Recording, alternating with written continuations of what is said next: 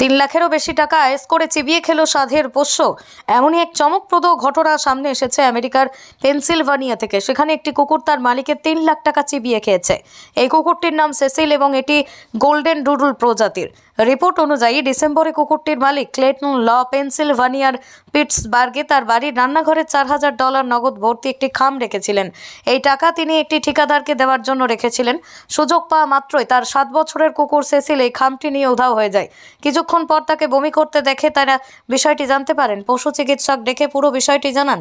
ওই চিকিৎসক কুকুরটির অবস্থা দেখে জানান কুকুরটি পুরোপুরি ভালো আছে। কিছুক্ষণ পর ক্লেটন লক্ষ্য করেন কুকুরটির কিছু একটা চিবোচ্ছে। ভালো করে দেখেন সেটা আর কিছু নয়, রান্নাঘরে রাখা সেই টাকা ভর্তি খাম। দেখেই ভিড়মি খেয়ে ভয় পেয়ে তিনি স্ত্রীকে ক্যারিকে ডাকেন। একটি নিউজ সাইটে দেওয়া সাক্ষাৎকারে ক্যারি বলেন, যখন তিনি তার স্বামীকে বলতে শুনেছেন যে সেসিল $4,000 খেয়েছে, তখন তিনি ভেবেছিলেন যে তিনি কিছু ভুল শুনেছেন। কিন্তু যখন সে সেসিল এবং ক্লেটনের কাছে গিয়ে গোটা ঘটনা চাক্ষুষ করে, সেই দৃশ্য দেখে তার মনে হয়েছিল তার হার্ট অ্যাটাক না হয়। অবশেষে দম্পতি বিকৃত নোট সংগ্রহ করতে শুরু করে যাতে তারা ব্যাংকে গিয়ে বিনিময় করতে পারে।